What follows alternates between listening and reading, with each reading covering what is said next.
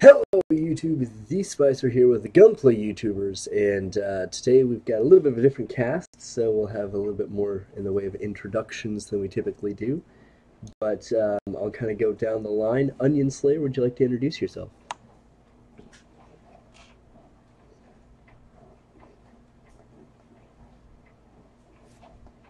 And how often do you stream on Twitch, just so the people know?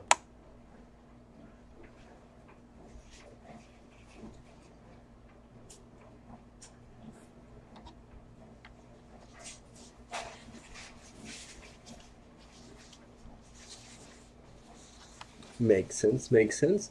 And Spawn, what about you?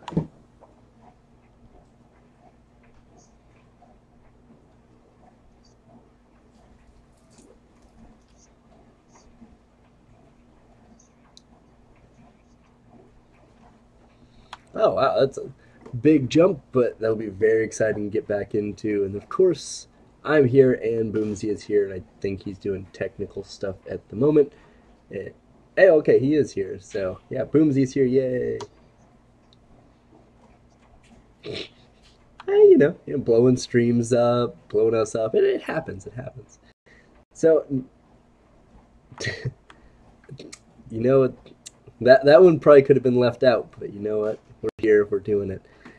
And as per typical, we're gonna go ahead and if anyone has anyone they like to shout out, we're gonna take care of it at the beginning of the stream, just so that it doesn't get pushed to the very end when people have kind of started to leave. So, uh, open forum. Anyone, anybody want to shout out in particular?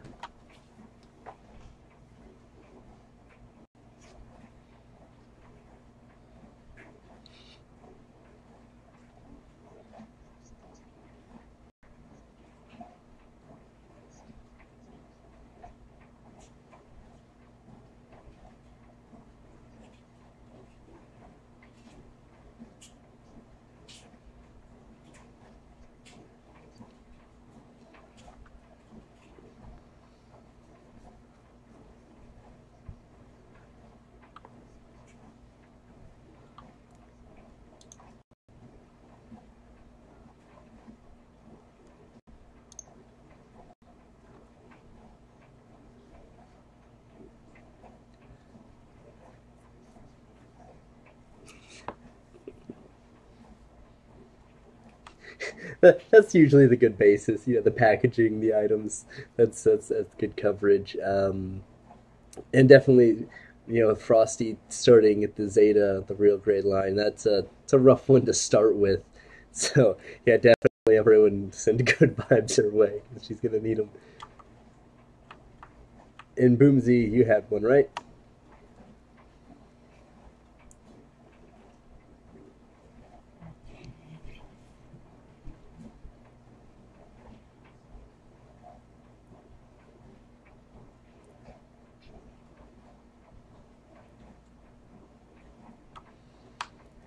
And I'll close this out with the shout outs here. I got to shout out Zeta Gunpla because he's a real OG coming through doing cool stuff. He's just listening in, but he's awesome, and definitely go check out his channel as well as everybody's channels, their Twitches, their streams, and like Boomsy said, the Discord, because something's always popping in here, and there's always someone talking. We got how many sub chats do we have now? 1, 2, 3, 4, 5, 6, 7, 8, 12. That's still a lot. We got a lot of good stuff going on. Um,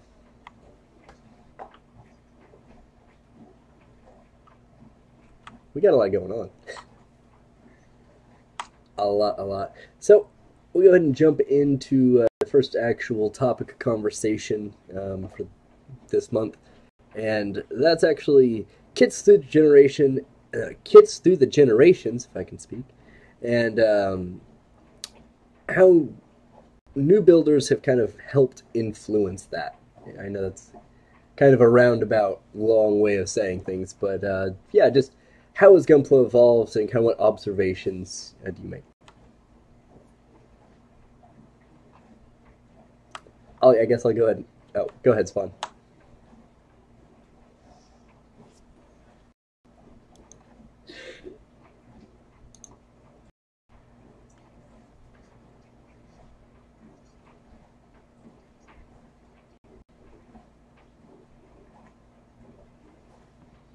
Yeah, I agree there. You know, articulation being one of the biggest points. You even see, a lot of other play mode has gone kind of that route, but even your very generalized like military style like ships and aircraft and stuff now have some articulated parts, flaps, guns, things of that nature. That used to not be the case.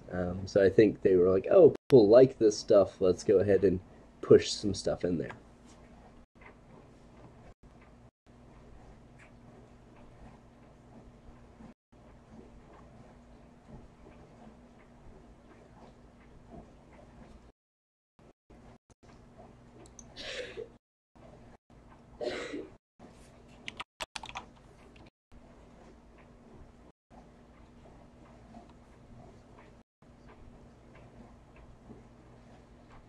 Very true. Yeah. Now even kind of kits we kind of perceive to be a little bit older now compared to like the '90s wing stuff is super different. I mean, like Spawn said, articulation, but also sculpt, gimmicks, different accessories, things of that. Like, for instance, I just got done building the Dresden last week, and there are a few things on it that are a little aged with it being a little bit older.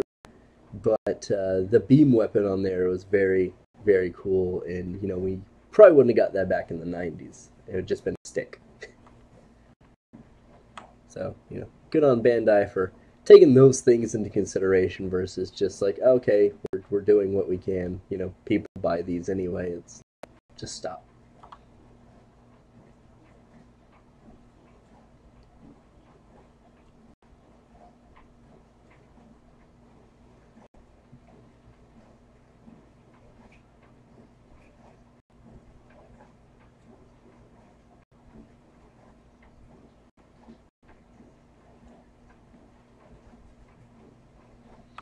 Yeah, that's kind of an offshoot of like even going towards detail and sculpt of like we used to not get any part separate or like armor separation specifically, but a lot of master grades, real grades have been really pushing that, and that's super cool because there's a lot of underlying detail we don't always get to see.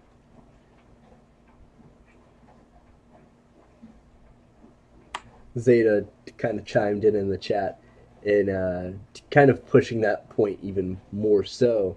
Um, Kits are starting to fit together, or always really kind of had a pretty good fit, but they're really fitting closer. You don't have near as many seam lines, they're not near as bad, a lot of undergating, a lot of things are taken care of in that thought process and really brings it, the Bandai is very consumer oriented in that manner, knowing, hey, this is what works, this is good.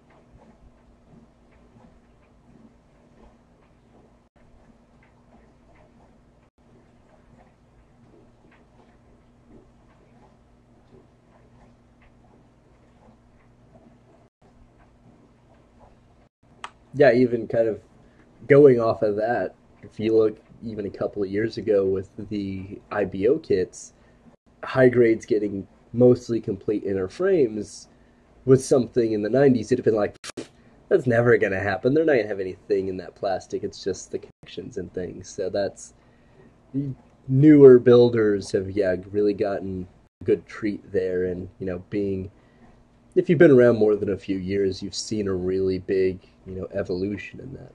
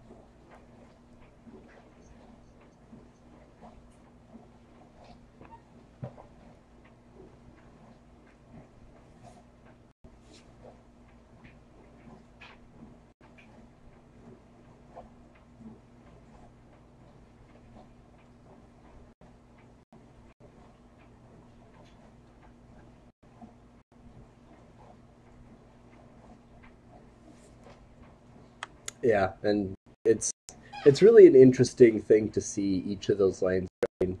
A lot of us have seen like saw the inception of the real grades and the Re 100s and things of that nature, and it's cool to see those actually grow. And like, oh, okay, yeah, the RG Gramps was a little finicky, and now we're looking at like the tall geese and the Sazeby being these really solid, not super hand grenadey, well built things.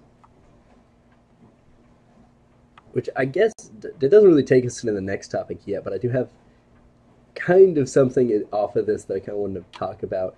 Where originally I thought kind of what they might be doing with the winged things like the Leo and the Mogwinox getting in the high grade, that we would see other main Gundams get real grades, and now we've got the high grade Sandrock.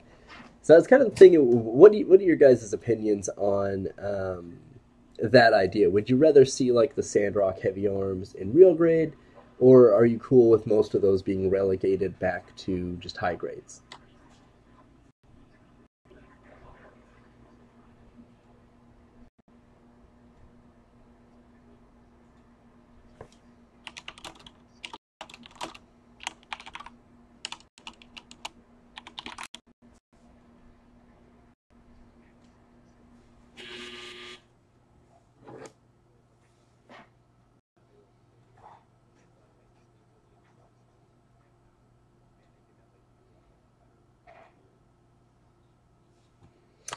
Yeah, yeah, I could see that.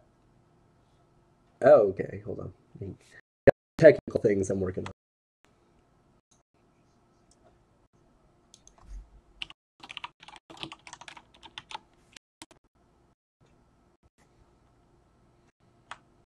Yeah, it would be really cool to see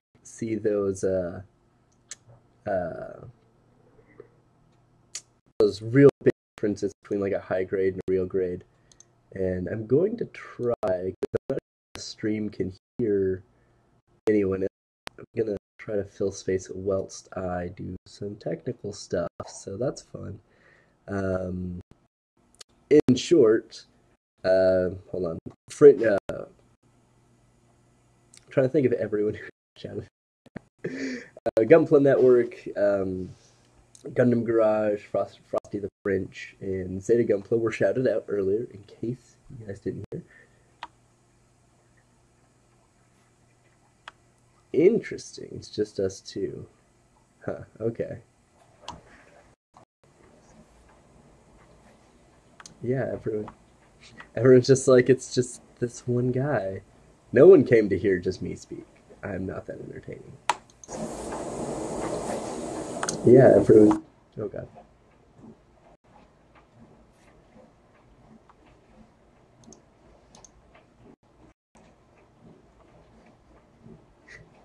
that helps. But I'm glad you liked it. I actually have some more reviews coming up. I finally got back to filming, so that helps.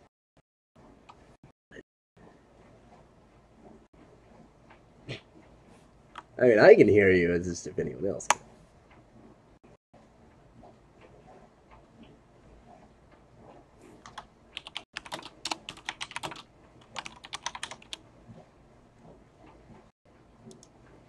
Yeah, I got you.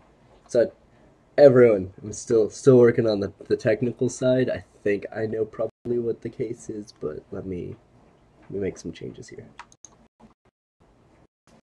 This is a full circle to the first podcast where I screwed up the fun audio mixing.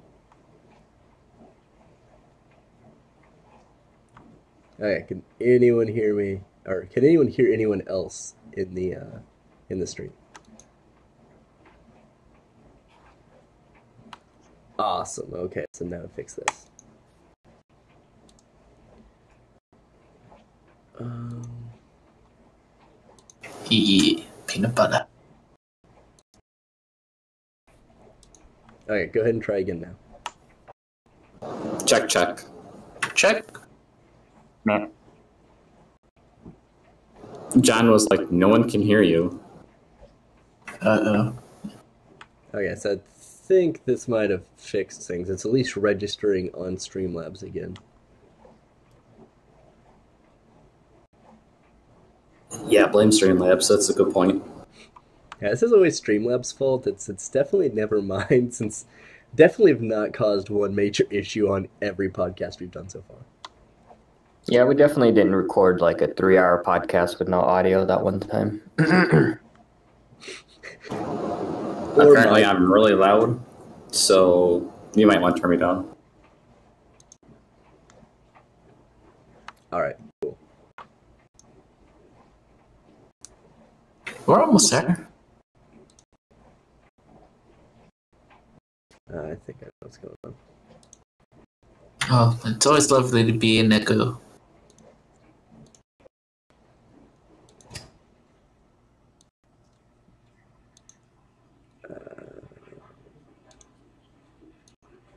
Okay, try it again. Peanut butter. Okay, that should be better. I think the echo is coming because it's trying to go through my speakers and not my headphones.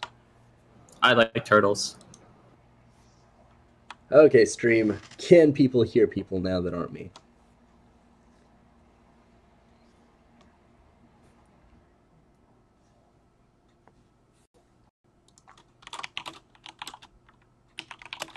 Zeta says peanut butter and turtles. All right. So the chat can hear us, but okay, everyone go down the list. Go.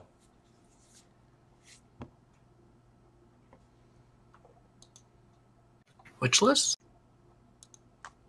I was just gonna say voice off to see if the stream can hear you.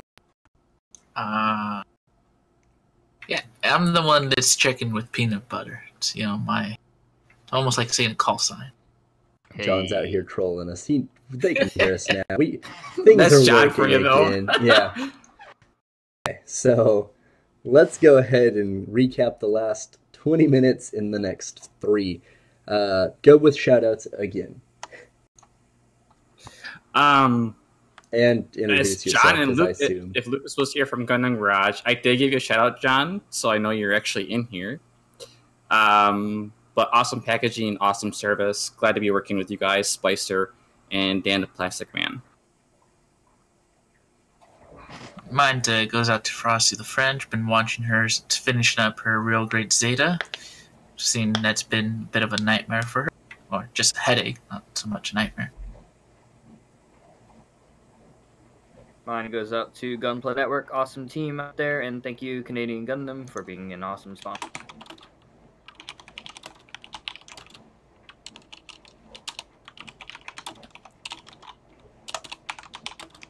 And shoutouts to the Discord, because you guys are awesome, and you make my day every day. If I didn't have you guys, I would feel like crap at work.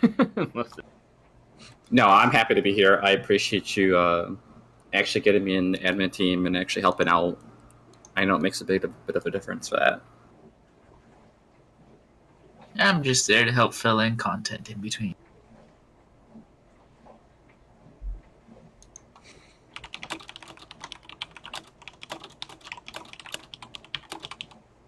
And Spicer, if I believe right, he also wanted to shout out Zeta and Frosty the French as well for kind of joining in on the team, as well as the Gunpla YouTubers out in the Philippines and Crow-sama as well, who's probably asleep. Yes, those were all the right things. I was trying to type, and aggressively typing is hard to hold down the Alt button at the same time without screwing things up. So, awesome. Audio is fixed, I think. Cool. So we have people, we're there. We talked a bunch about real grades. Model kits come a long way. Doing good. Awesome. Huh. Did it. Wow. I'm great at this. Okay. More or less, you missed. Basically, we were talking about how the newer kits and the newer lines of Gunpla have really evolved in a positive way, and how the newer builders and the new younger builders kind of have it easy and kind of have it made, even though they technically are getting some kits that aren't great, but they will always surpass some of the older kits of. Yeah, Nothing beats nostalgia. Nothing beats nostalgia. It really doesn't. I don't know. I feel like a real grade beats a lot of nostalgia. Unless it's like a real grade that has nostalgia, then it's like, okay, this is the best I'm doing. Like the early Suzaku and Gramps, the first real grade. Yeah. I didn't even say that necessarily. Like, the whole reason is I took a huge break um, from real grades entirely. After I think I built the Destiny, and I was just, oh, it was awful. But then the Tall Geese was like, hey, I'm coming back out, or I'm coming out in high grade. And I was like, hey, that's great. Or real grade, and now I'm doing that. It's great. It's great. But yeah, that's how that went. Um, so I know one big point of conversation is going to want to be narrative. I'm a pleb and didn't actually see it, so we will talk about the future of Gundam animation instead, so that I don't get spoiled. Because I'm probably the only one, but you know. I second that, dude. I did not see the movie. Oh, yay! It's not just me. Awesome. I was working at the time, so I wasn't able to. I think Boomsy's the special one here. Am I the only one that saw it? Well, Great. It's a good thing we're not having a discussion about narrative. This would have been really weird. We can't touch on the animation though, due to a large number of the artists that do the drawings are starting to retire. That is true. Yeah, this will be kind of the last like animation in this style, and the next thing we'll get Hathaway's Flash is going to be markedly different, as we saw from that preview. How far does this movie take back? I mean, I think it's 007 or 0097, I think, right? 96, 97. It's like a year after Unicorn, I think. Yeah, but I was just trying to think with like when Wing actually came out, because I thought that there was another series that artists for Wing did as well. yeah, I'm not sure. Neither am I. I was trying to think about that, but I mean, Data you says see those big 097. changes in animation. I mean, if you look between like Wing and then going into Seed, which would be the next biggest, push that we would have seen here in the States, that had a decent animation change, not necessarily in quality, but just a noticeable difference. And then, from Seed to Unicorn, and then this to Hathaway's Flash, the generations exist. And a lot of that has to go with, I mean, just the technology, like how forward we've moved from, the mid late 90s into the point we're into, almost we're in 2019. I mean, you got to figure that's a good almost 20 years there.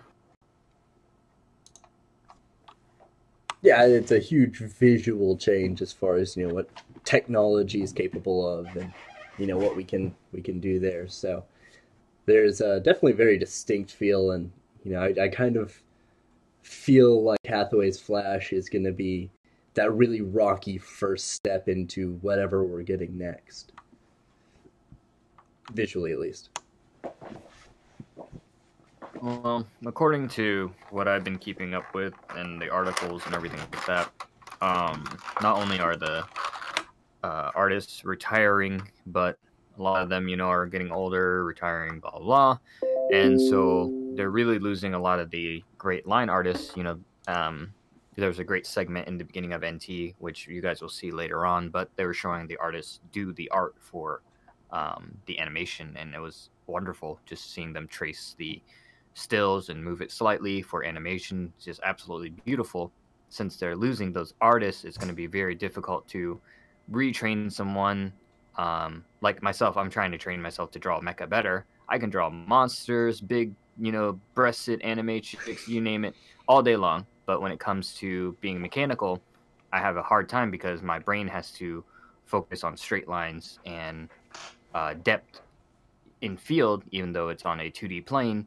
I have to pretend that, if I'm looking at this robot from this perspective, well, this, and this. But what they plan on doing for Sunrise is going a more digital route, so that way they can have the 3D model, or like kind of like a cell shaded what we saw in the Hathaway's Flash, and some of the like unicorn stuff, but something more like that, so they can model it. So the animation might not be as fluid, as it is or look more natural is going to have like, you know, almost that digital. But I think that they'll flesh it out later on, but not, I don't think it's going to look okay in the beginning. It's going to look kind of like in that middle uncanny valley kind of area.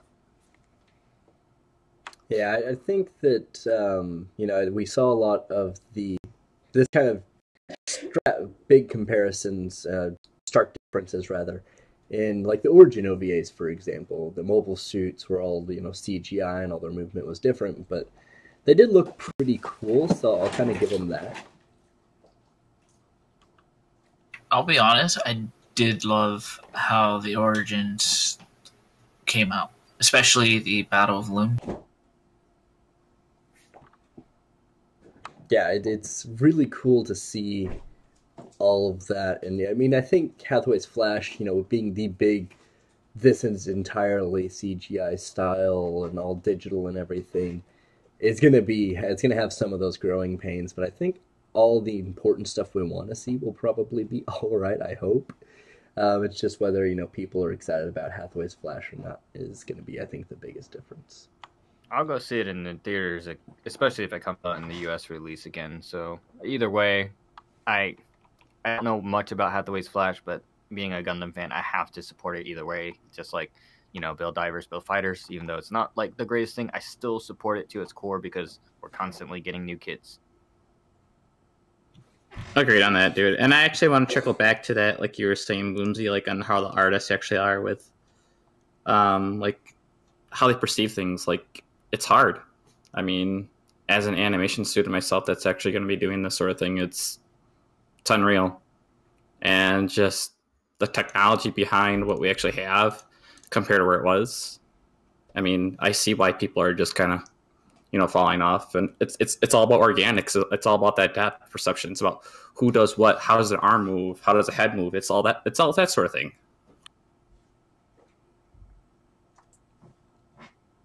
Yeah, it's like when you watch, you know, the original Gunpla animations and see where it all developed up to now, and you know, all the artists and animators take pride in, what do I say, inspiration from one another. A lot of them study those same techniques that, like, you know, great animation studios like Disney and so on and so forth think about when you move. Like, well, if I move forward, then the momentum of my shirt and this and that and hair is going to move this way. Some parts are better than others, I would say. There were some weird parts, just no spoilers, but I felt like they could have animated better. That I felt were kind of lazy in NT, but ultimately, I don't know if it was just a budget thing or not, but you kind of have some weird spots in it. But other than that, I feel like the animation for Gundam in general has just gotten better and better and better and better over time. Yeah, and I think we'll continue to see that, you know, in the future, and we'll still have some of those weird looking kind of like jank animations, in even the biggest projects. But you know, I don't think we'll ever Double O Dog. Yeah, I don't know that we'll get a bunch of Double O doges in the future, but you know, I also don't think we're gonna hit levels of like weird budgetary conflicts where like Tokyo Ghoul is a good example of this for anyone who's ever watched it. There's one really famous scene of this really, really, really detailed keyboard in animation, and then it shows like this in comparison. There's a bunch of just background characters that are Double O Doge style, face warping and everything, and yeah, I don't think we'll ever get away from that, and I think that's a good thing, but because it's always fun. But yeah, I think regardless, I think the biggest thing with Hathaway's Flash, even with its big transition, I think is going to be probably just like the story and everything visually. It'll probably have some hiccups, and it's going to be like, but it'll probably be fine. Yeah. And watching the whole series The Wing, and then I jumped completely up to IBO and back down to Double O. I mean, just the animation style. Even I caught part of C, and just like the animation styles and the graphics is completely weird compared to like where they once were to where they are now to where they back when they were. So I mean, yeah, forgive me for actually jumping in series, but I kind of look at the fact that, oh my gosh, look at the style back then, look at the artwork. I mean, oh, you missed the animation spot there, but I mean, every animator cuts corners. I mean, that's budget though.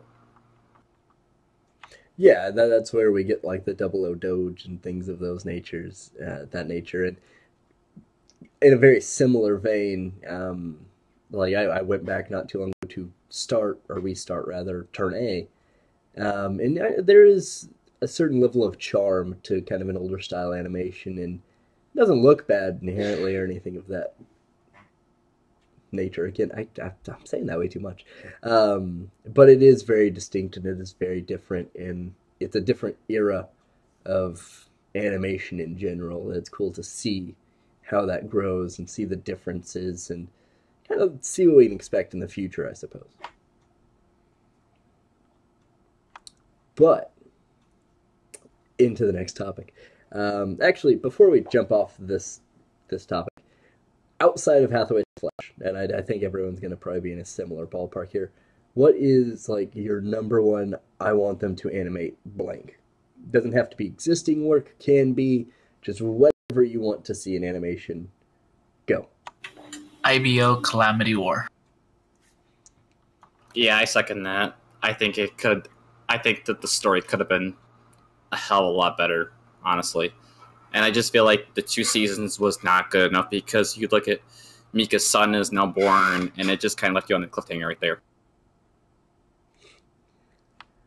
Yeah, it leaves you in a weird spot. It's got all this really cool lore that you don't get to explore, where all of the interesting shit has happened.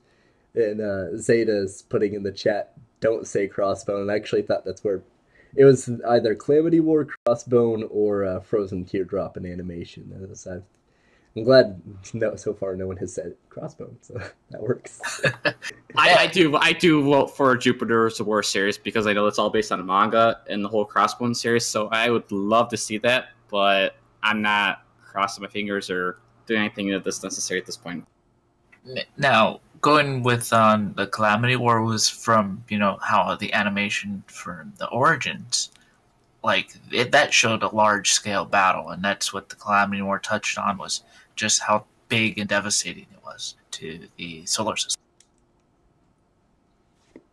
Yeah, what they said was over 300 years ago, and they just briefly talked about that, but they only introduced one Gundam from that. Well, they introduced 2 Gundams from that series.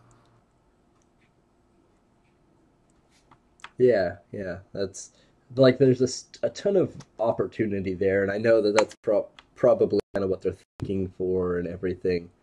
Okay, we could eventually get to it and maybe do a 00 or kind of get to see levels of this is really packed with content versus normal G Gundam or Wing to an extent, even though it got a movie, of just being okay, your series is done, move on to the next thing. And yeah, that's how it goes. Advance of Zeta would also be really cool. Zeta put that in there. So there's a lot of really cool things to go through. Boomsy, what would you want to see?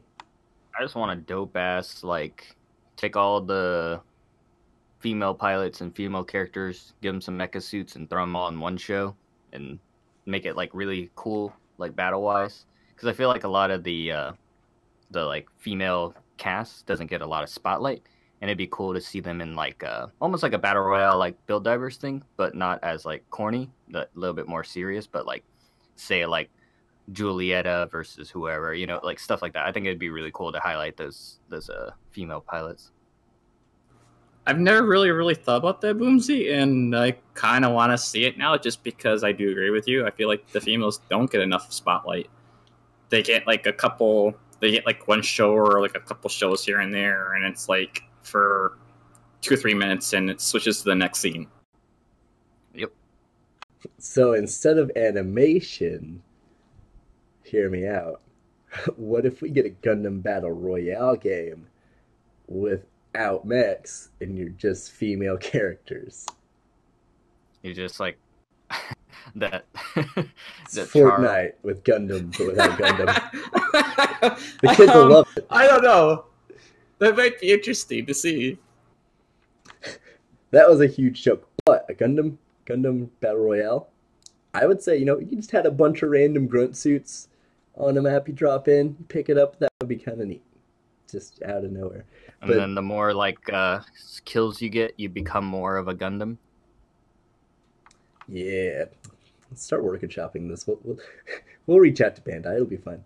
Let's see. Zeta also mentioned Victory is a good one if you want female Gundam pilot action. One day, I think maybe. IPO is a prime example of how well a female can actually use a mecha suit. Because you figure there was, there was a whole ship of them. Yeah, the turbines, and then you had Carta before she bit it, and then you had Julieta kind of being the big final hero, even though there's a lot of weird back stuff going on with that. But yeah. I gotta throw some dirt on Carta, though. I wouldn't say she was great. No, but to her credit, she did fight the Barbados more than once and not get super wrecked every time. The second time she did, but the first time she kind of made it out. Kinda. The second time she kind of didn't, though. But that's all right. That's because then it was one-on-one the second time. The first time there was additional element.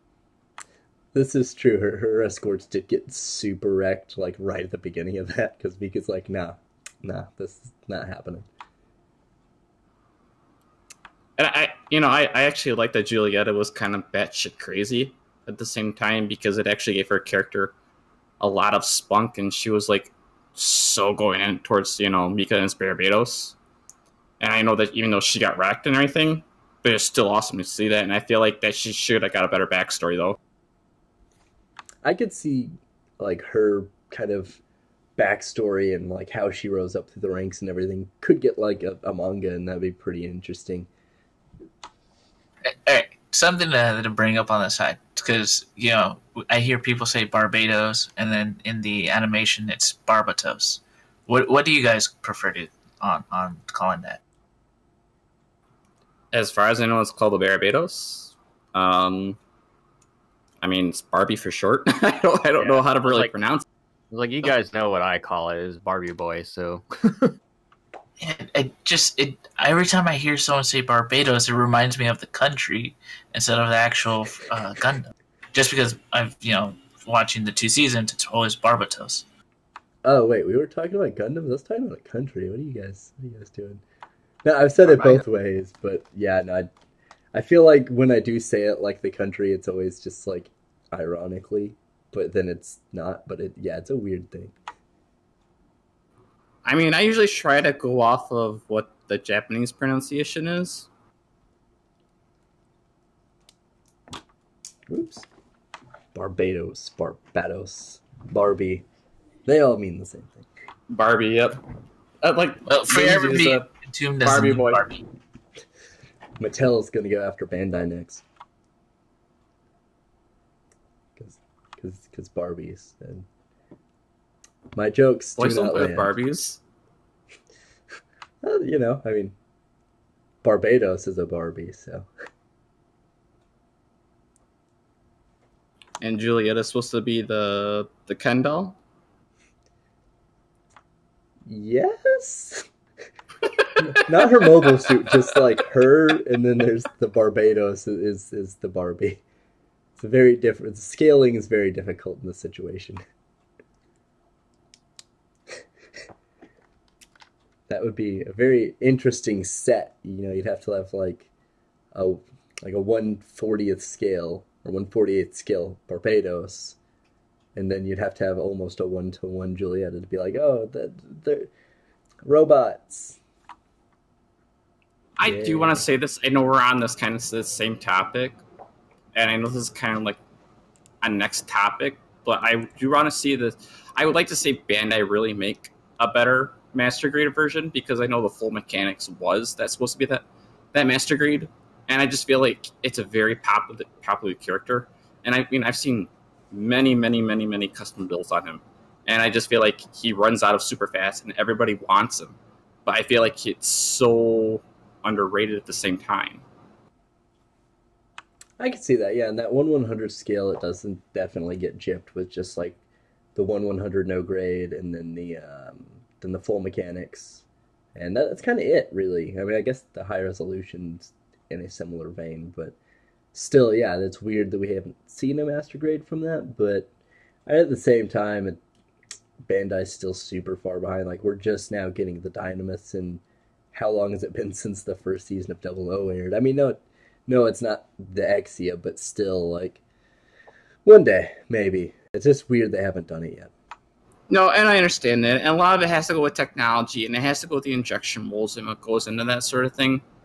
And I know from my buddy actually telling me this is that the IBO series was extremely popular over here in the States versus over it was in Japan.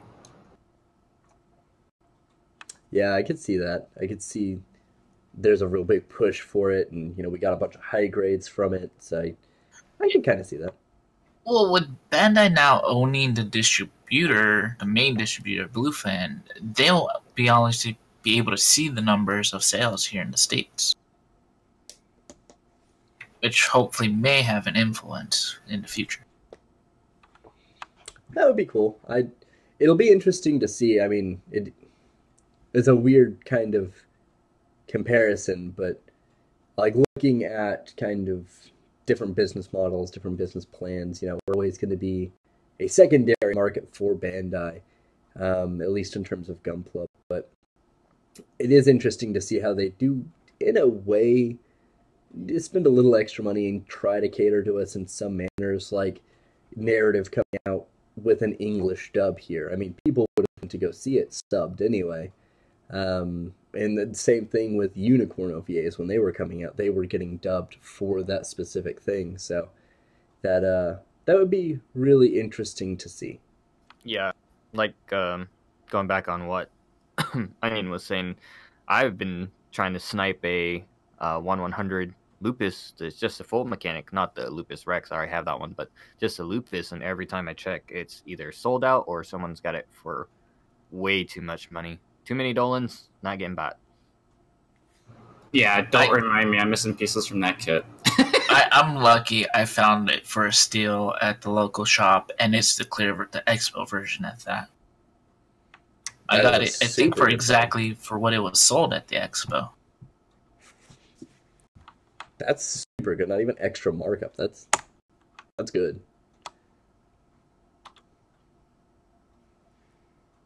Yeah, I was extremely ecstatic when I actually found that into a Mitsukoshi building. I mean, there's far and few of those in the United States.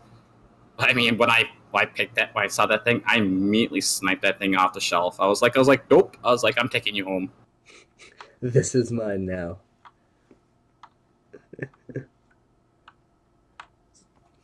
With that being said, this is a kind of a good segue talking about not getting a master grade from anything from IBO. What kind of kits, granted, yeah, we're seeing like promotional images for the high grade Sandrock and everything, but outside of that, what do you think Bandai's next big step is in terms of like a master grade, maybe a high grade and a real grade? That hasn't been announced yet, because then it's like, okay, well, we know what it is, but what do you think is a logical step? I mean, for me personally, I would actually like to see more grunt unit suits from other series. I feel like that we don't see enough of those, and I feel like, and I know, like I said, the injection molds are a lot, and the cost and effect and that sort of thing has to come to a factor. But I feel like every series gets one or two, even if that, very very little of the grunt suits, and I mean, I finally got the Leo suit for the wingsuit. I mean, I'm ecstatic to build that one. But I just feel like that there were so many more grunt suits out there that I would actually like to get, like the Ares and a bunch of other ground units. That is a really good point, because we're going to talk about it a little bit more in a minute. But yeah, I think, at least in high grade or just no grade 1/100 or re-100 or something like that, getting a bunch of grunt suits like the Leo, the Ares, maybe not necessarily like the Cancer and Pisces, because I know those are those would be a little bit more difficult, but we have the Master Grade Ball by the same token, so it would work. The Taurus, the Mogwinock core, since we're getting a high grade of that, and so on. And Zeta's pitching in here, the high grade new, that would be the best. Like, fingers crossed. I'm so excited that that one day will happen.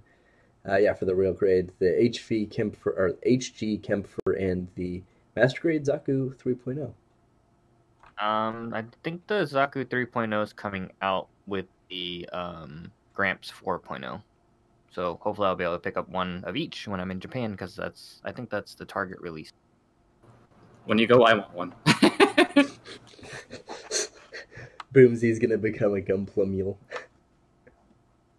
I'm like, where's all your clothes and stuff, man? Well, I just went to Tokyo and a bunch of the random cities, and I went to a bunch of Gunpla shops, and I don't need clothes. It's okay. I'll just leave them here in Japan. I don't need clothes. I can just wear these, and I'll just go back to the States. You can carry a backpack with, like 2 changes, maybe. TSA and Customs is going to stop and be like, take everything out of your pockets, sir, and all these plastic purchases fall out of your pockets. they're like, sir, we can't let you on the plane. You smell like giraffe toe jam. That's a very specific smell that I'm just very amused that the TSA would know. Also odd that the TSA is like, hey, listen, we're speaking English, but we're Japanese because you're going back. Yeah, when I passed through the security point once, I took off my Fitbit and I forgot to turn off the heart monitor, my heart rate. And they're like, whoa, what's that? I'm like, oh, this green flashing part, it's just, it monitors my heart rate. At that moment, I'm like, ooh, I should have turned that off beforehand. Yeah, there's like, it's a bomb, it's a bomb, it's a bomb. Yes, I've already had that scare before. Yeah, no. So, but, I mean, granted, if they see where you're coming from, that agent probably is more than likely used to seeing those things. Yeah, I could see that. That would make sense. But yeah, I think the Zeta's got some really solid ones there. But what else? What else are we thinking? I feel like that. I do want to put this in there. I feel like that Bandai definitely does need to put more 00 kits out there, especially real grades. I mean, look at Virtue and a bunch of other ones. I mean, even the Thrones. I mean, beautiful high grades. But I just feel like that they could definitely get a master grade in there or a real grade. Yeah, it'd be really interesting with the Wing getting its kind of revive in a way of getting the Sandrock now and the Leo and the Mogwinock and even like the newer Wing Gundam when it came out not too long, a couple of years back, I suppose. It would be interesting to see if they follow that same gimmick. I think it would be really cool to see the Figurized line, but not just the waifu kits, but see some of the male pilots as well. Like, if we got an Amuro and a Char just to start out with, I think that'd be really, really awesome. I wouldn't mind an updated figurine of Dozo Zabi. His older figurine doesn't do his face justice. I think that would be the Boomsy make an interesting point, and I think it would be cool, and Spawn, you even carried that further, not just getting like Char and Armoro. It would be cool to get a bunch of different like characters. I think that's probably where Gundam is lacking the most, is you just don't have any human representation, which makes sense because it's not about visually it's not about the human aspect of it, but that people will collect those things. Those are definitely something that people would pose a Amuro next to their new Gundam. Yep. Yeah, give me a Zoltan, because I'm getting that Sinaju Stein MG. I'm getting this Sinaju Stein HG. Like, give me a Zoltan. I want to put a Zoltan right next to both. Yeah, and that's a huge missed opportunity. And yeah, even, characters who may not be pilots, like Orga, would be really cool to have in a Figurize, or hell, even if they just did kind of a jank high grade, it would still be fine. Yeah, like having the orphan shoes are adorable because they're mice, but I mean, it still doesn't do justice. I mean, they're adorable. Don't get me wrong. I love having them on my IVO shelf, but It would be really cool, and this is a step further even than that. Of Bandai does have access to the figure arts line, and they've done some cheap figure arts in the past. They have Master Asia and Domo, and why not? I mean, those didn't sell great, but at the same time, you could leverage that and say, okay, well, here's someone who makes a little bit more sense, I suppose. Here's an Amuro, or here's Akira, here's Char, here's Zets, here's Hiro, here's Setsuna, here's any list of them, and you could put things with them. I mean, Hiro, Setsuna, Kira, they all have guns at one point. You put a gun or a paper, a helmet, and then do like an exclusive with a pilot suit or something. There's a ton of possibility there. I think every main character has always had a pistol with them, haven't they? I'm trying to think. Probably at one point. I'm trying to think of. Yeah, I guess so. I'm looking at my shelf now just to see. Banajor, I don't think ever had one. I don't know if Camille ever did either. Zeta's typing. He knows. he's typing very aggressively. Apparently, nope, just Haro access. All right. What else? And then I guess we could go ahead and transition into either talking about third-party kits, or we can jump right into Smash Pass and Trash.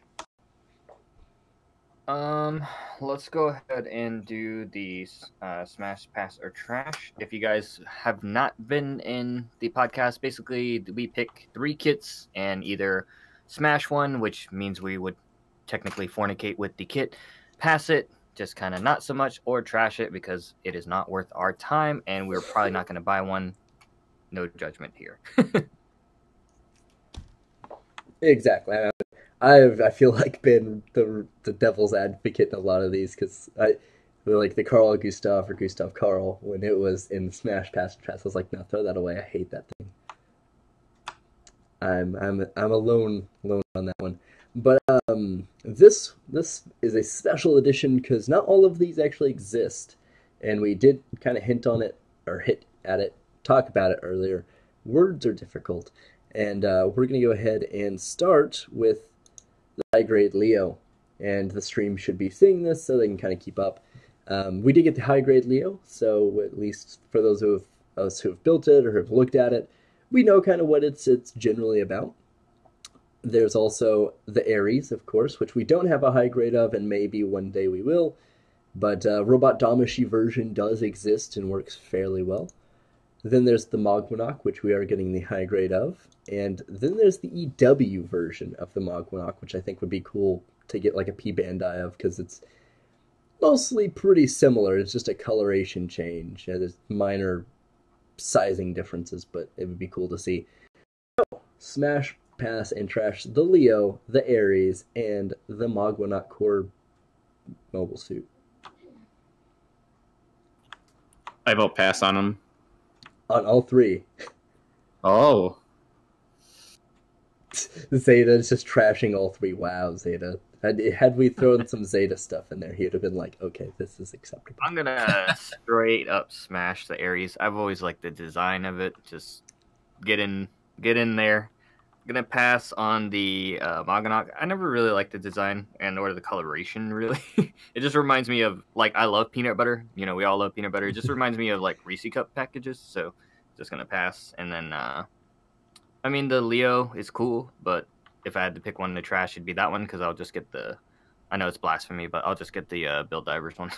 It's got a cool ass color to it. No, I gotta be the same on Boozzy on who's being smashed, the Ares. I would pass on both the Leo and Magwanok. I couldn't trash either of those. I can respect that. I guess, yeah, I'd like to see smashed Ares on that, but I'm going to pass on the Leo. and then trash the Meganeck. I might be in the minority here, but okay. So I'm going to preface this before I say anything. If I had the opportunity to be like, Bandai, listen, I don't care what you make. If you stop making model kits, as long as you give me a Taurus before the end of it, I'm okay. I would throw all of these away for a Taurus, but unfortunately, that's probably further off than an Ares is. So I will actually go with the Magwanok EU version, which is mostly just a repaint, and I think it does look better. Everyone in the stream can kind of see it. It's just not as peanut buttery looking, and I like that. It's, like I said, some minor variation, mainly like head sculpt and some proportions are a little different, so thinner. I would probably pass on the Ares. The Damish one's okay. It could be a little chunkier, but it's fine. And then I'd probably trash the Leo, unfortunately. Much like Boomsy said, I would probably just get the MPD version, because it has some cooler head sculpts, in my opinion.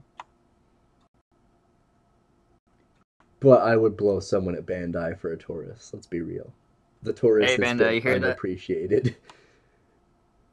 That might be pretty interesting to see. I'm not gonna lie, but going back to that, I don't know. It's just I feel like some of these kits are so underrated, though. Yeah, absolutely. And I think that ultimately, I think a lot of the Gunpla fans out there are screaming for more grunt kits. We want more GMs, we want more Zakus, we want more of everything in the grunt line, but we just don't get it, and they just keep giving us wings over and over, and I don't know why. They do. And the thing is, Wing unicorn. there are more Zakus than any other freaking grunt suit out there, though. Yeah, but most of the Zakus are pretty different from one another. Like, there's one that I don't have yet, the desert one that has like the double Uzis. That thing's freaking badass, and it's like, yeah, I'm gonna. Well, the thing that's such with the Zaku's is that you ended up having a lot of ace pilots on the different models. So I think that's why there's so many different Zaku models. Yeah, true, for sure. That makes sense, and I mean, you didn't have a lot of GMs who had like ace pilots like that, you know. that's true. I mean, you had like Shin Matsunaga, Johnny Ridden, Char. I mean, Dozel had his own, Garma had his own. There's a continuation of side story after side story. I don't have too many of those. You have a couple of like GM commands and a couple of like the GM custom and stuff like that. But yeah, you don't really get a lot of that. And I think Wing and oddly enough, Seed have a lot of that really could use a new variant. I know Seed got its high grades for like the Jin and the Dagger and all of that, but it would be cool to see a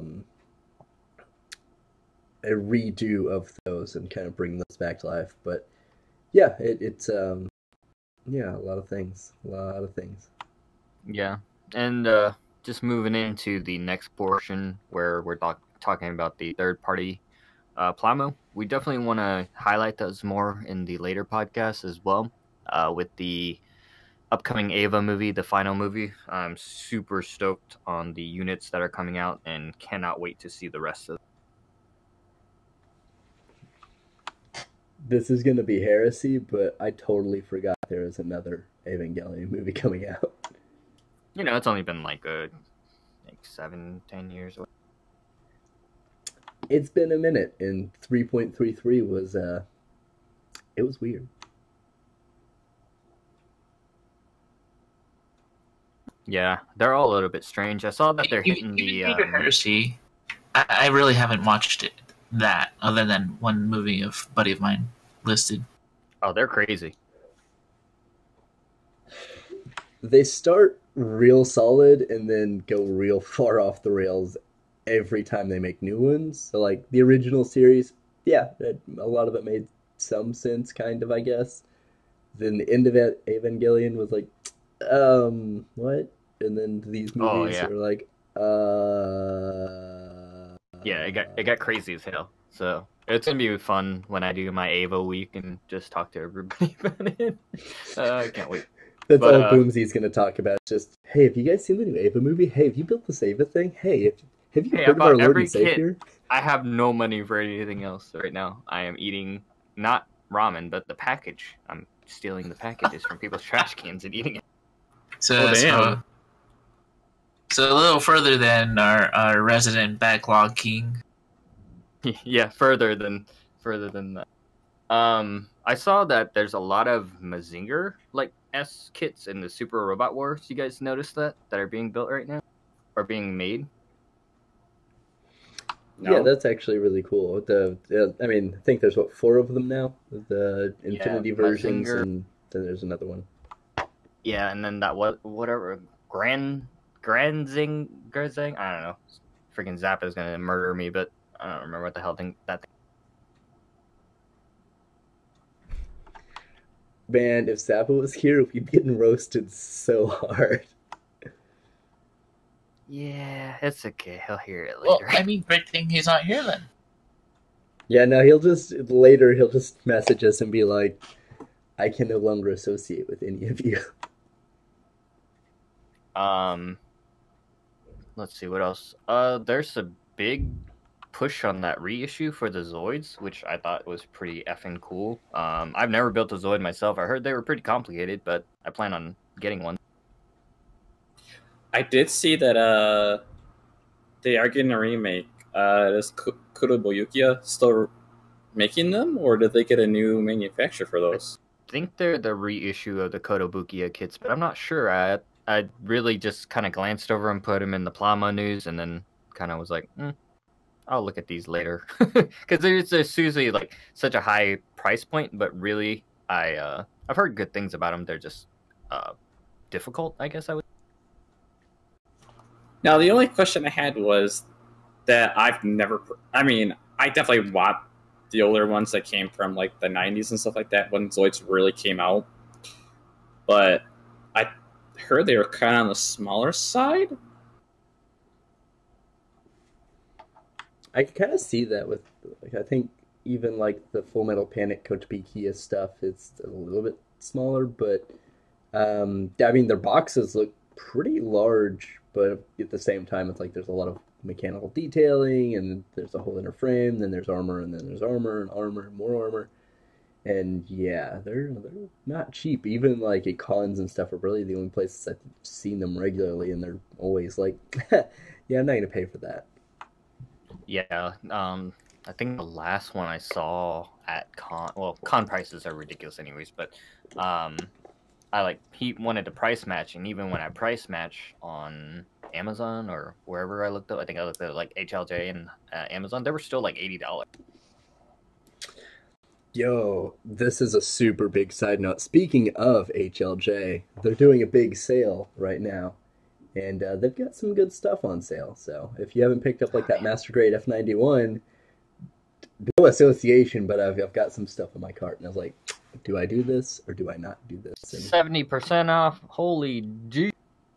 there's some good stuff on there. They've got the Full Metal Panic Mouse custom.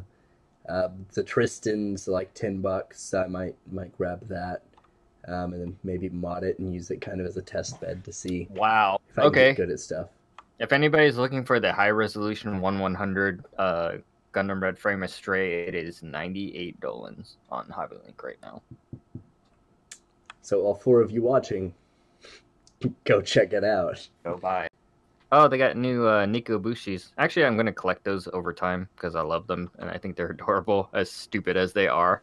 But I do have a contest that is coming up soon that involves a set of those Nico Bushis as well. So keep your eyes peeled for that. It is going to be a in-between contest between the gap right now to the 500. What do I say? 500 sub giveaway.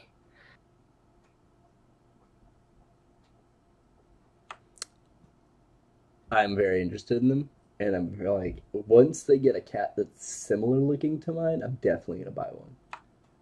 Oh yeah, it was hard the other day because they had 2 that are very similar to our girls, and I was like, I buy these. gonna buy these. I'm gonna buy these. And I was like, I'm gonna put it back down. I need this other stuff. I need food. But yeah, so there's that side note. So yeah, we have any third party kits anyone want to talk about, like the Zoids or any specific? Oh, okay. So Zeta's actually putting some pictures in the chat, and yeah, the Liger's about half the size of a high grade Sinanju. So Well, that gives us an idea. are we strictly Oh, talking about oh, like yeah. third parties as like other franchise, or are we talking about like the Gunpla third party? I don't know, just Plamo in general. Okay.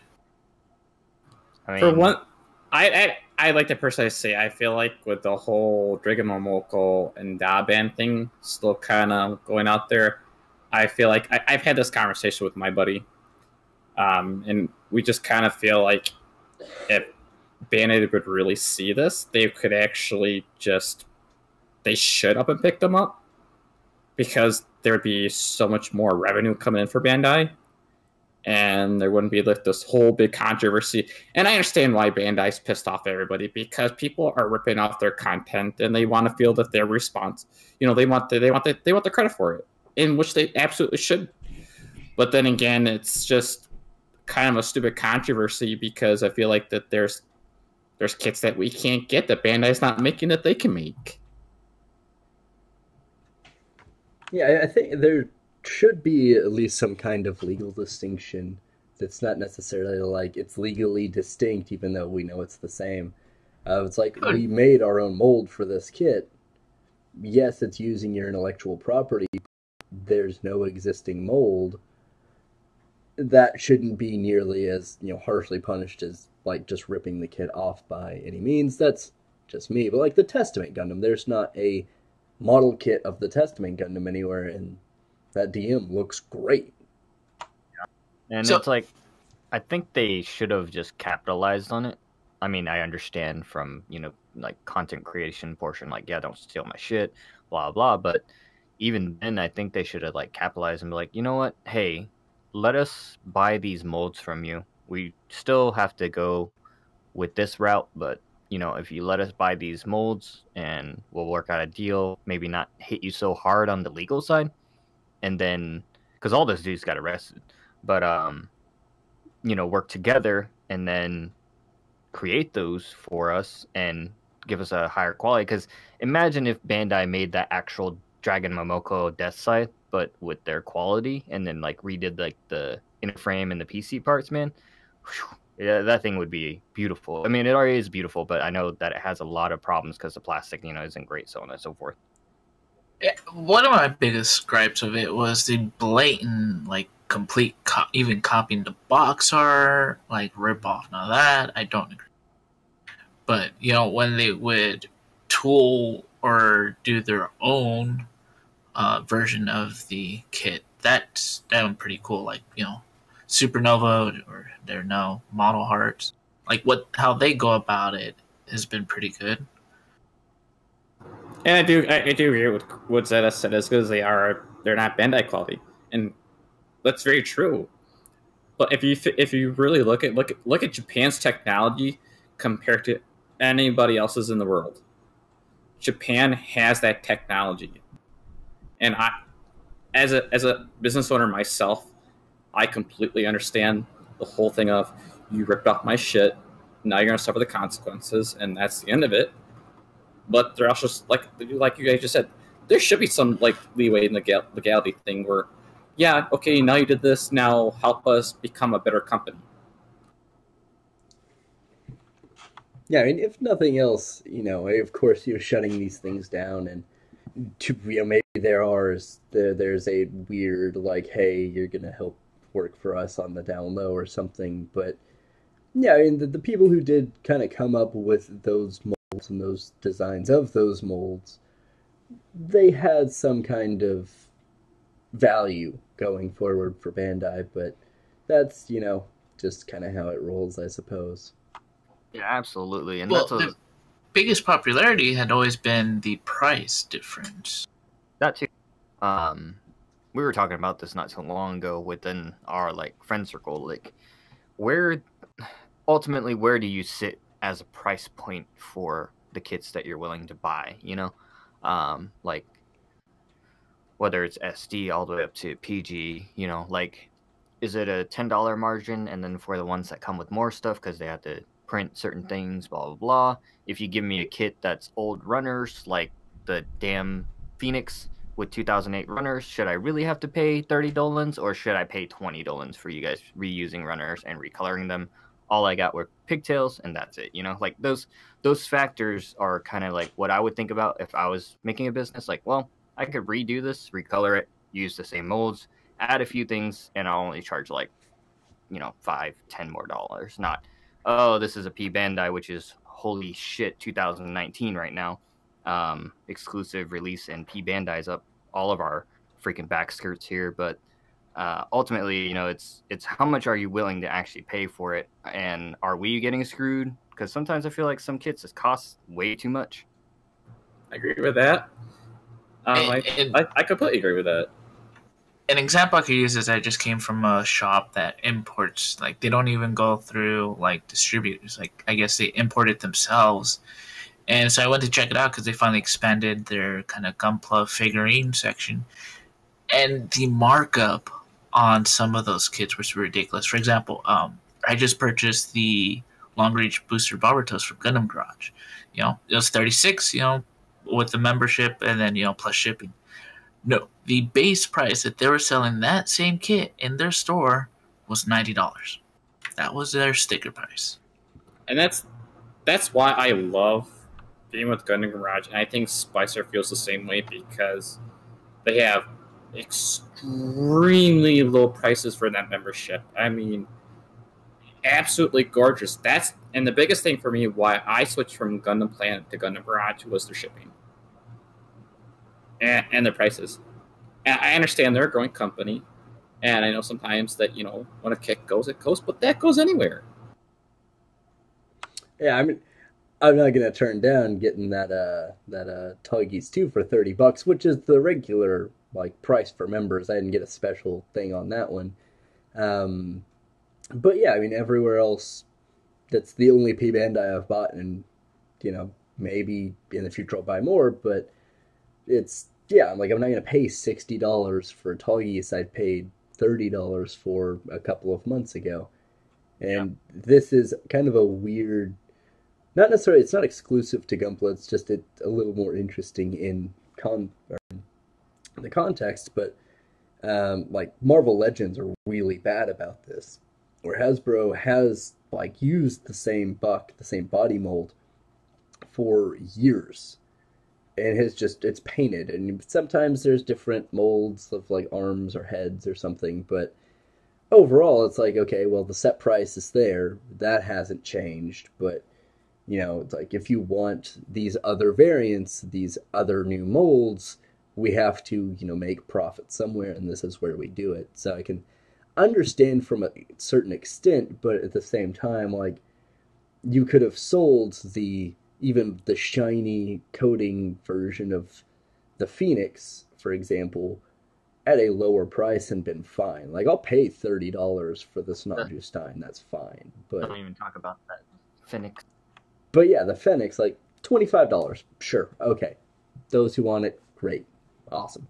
But like $35, whereas, you know, most places, at least here in the States, like Hobby Towns, Barnes and Nobles, which are jacked up anyway. But yeah, no, it's like, okay, that's like, I would get 25 because it's a bigger high grade, sure, but no, that's still a little bit more than I'd expect. Yeah, and especially like when I first saw this at Providence, like I saw that in Barnes and Noble. I know it's just like $65 for this thing. I was like, no way in hell they're gonna get my money for this, for one thing. And then I saw it on Gundam Garage for $50. You know, I was like, oh my gosh! I'm sold. I'm like, that's a price I'd pay for a master grade right then and there. Yeah, and it makes it difficult as a consumer because it's it's like where do we draw the line on what we're willing to pay for? I mean, obviously, if it's a kit that we want, we're gonna pay what we what we have to, because we don't know if we'll see that kit. You know, it's kind of like with me going the extra length when I pre-ordered the Quibbly Dam. I had to go way out of whack because I didn't get the P Bandai release. I had to wait, and then when I waited, I was too late on the pre-order.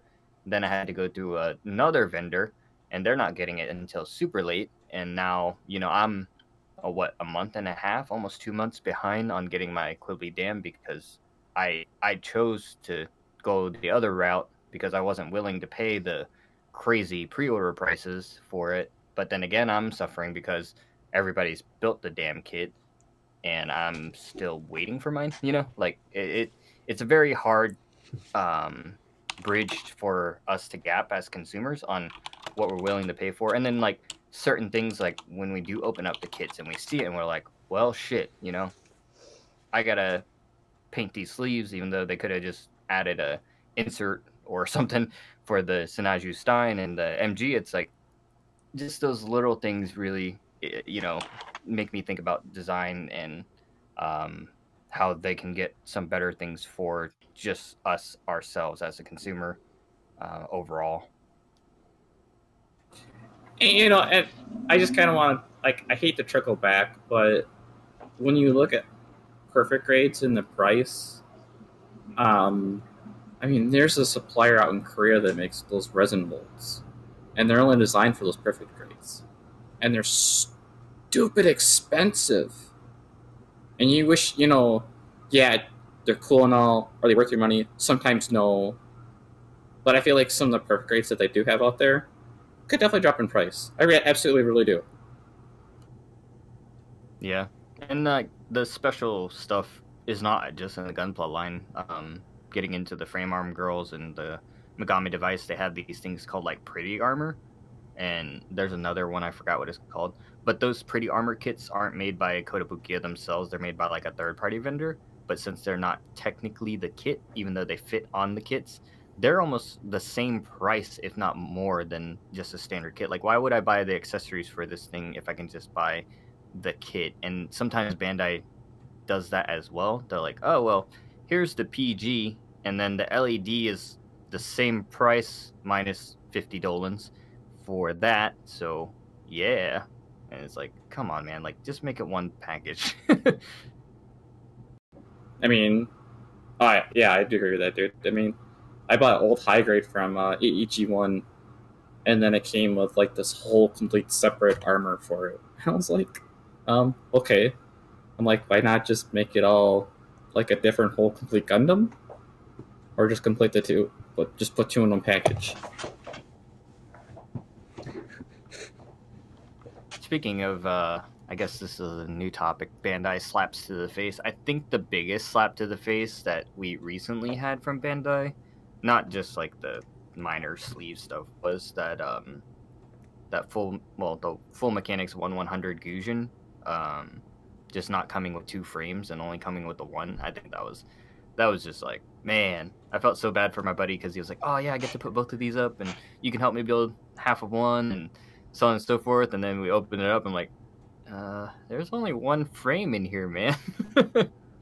Is that an older kit or is that something new they just recently it's came out with? IBO. It was from Iron Blooded Orphans, man. I Yeah, there's a lot of I know there was a games that Gujin one, but I wasn't sure if they did a full mechanics one.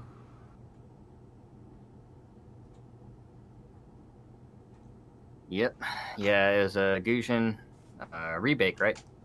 And it came with the Gujin and the Gujin rebake armor, and then it only came with 1 frame. Like, I understand kind of the gimmick of that. If like, oh, they're the same, but just do 2 separate ones, or like put 2 frames in, or something. But yeah, no, that then you're just stuck paying. Hey, I'm buying 1.5 kits twice, so I'm really buying 3 kits in terms of price. Oh yeah, I did see that. And I personally, I thought there were 2 kits. I personally really thought that. All right, well, Spawn's got to dip out, so thanks, Spawn, for joining us in the podcast. We'll probably be signing off soon, but you got anything to say before you go? One thing is that those who join the Discord, if you're looking for like third-party kits that you can't get easily in the States or Europe, we do have a vendor there who can hook you up. Now, one thing we're still kind of working on is the shipment. As always, with getting from overseas is the cost of shipment. Absolutely. And shout outs to Shadow as well. He couldn't be here. He's probably asleep. He's got a shop, Infinium Blue. And like he said, if you're having troubles finding a third party kit or any type of kit at all, just feel free to join our Discord and he'll definitely try to work out with you and try to see what we can do for best pricing. Like I said, Spawn there was saying about the shipping. We're definitely trying to work that out as a group. We're helping him try to kind of scout it out. So that way we can make sure that he has, pretty much going to be the best vendor that we got. Yeah, I got a package of 6 wonderful kits coming. I'll do a opening video to show, how it came, how it survived the trip.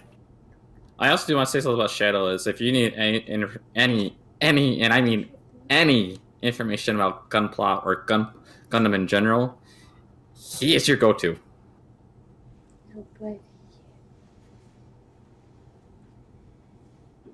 Or if you want made up lore on a specific kit, he's probably able to do that for you.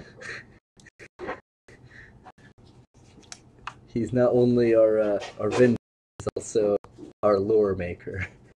Want some made up stories? He got you. Oh, and also we're trying to get like a partnership for him, so that way he can be the best vendor. I'm not going to tell you what he's shipping with his stuff, so we'll keep that a secret. But if it works out, then it's going to be amazing. No vendor is going to be what he will give you for free with your kits later on. I don't even it's know. It's food related. Okay, as it said, apparently. Yeah, so we're working on that. Like, we're working on getting Shadow's shop just basically the best vendor that we have, hands down.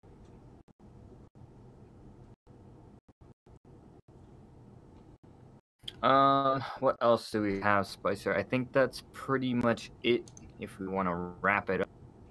Yeah, that was the last of the topics. So that's what we forgot about. So this is the last of the what I want to say, the roulette style type of a podcast. Our future podcasts will be a little bit more oriented. We may have special guests in the future. There's going to be a set cast, and we're going to cover one subject instead of multiple. Basically, imagine kind of like a general podcast. So say we do the history of Gundam, regular Gundam, first series, and then we'll probably do some more. We might touch on some other Plamo and Mecha anime in that as well. And it's going to be more structured on the history and talking and everything like that. So make sure you guys join the new style. We're hoping to launch that March, we said. Yeah, it'll the first run of it'll start in March. Yeah. So be sure to keep an eye out for that. Anybody that feels really knowledgeable, we're going to have a limited set amount of guests, probably 1 to 2. If it's something that you love, like say we do the Gundam Wing episode and you're like, dude, I just want to spit some mad shit on the Gundam Wing one, or I want to, give my knowledge on that, or Zeta, if you want to come and talk on the Zeta one, perfectly fine. All those things. I'll probably be going crazy when we do the Bio Booster Armor Guyver episode. We're going to do some other ones, and it's going to be a completely different format, but it's going to be some lovely sounds for your ear holes. Yeah, things are gonna happen. We're doing it. We're making stuff. Yeah. Yay! New backdrop. I'm very excited about that. Oh yeah, and then eventually I'll finish the new logo. We are changing the podcast completely from the Gunpla YouTubers straight into the Plamo Lounge. So come hang out with us. Grab a tea, grab a coffee, grab a drink, and sit back and relax and enjoy some nerd.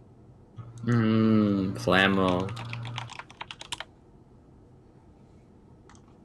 But aside from that, any last words from I guess that's a terrible way to say any last words from any of you.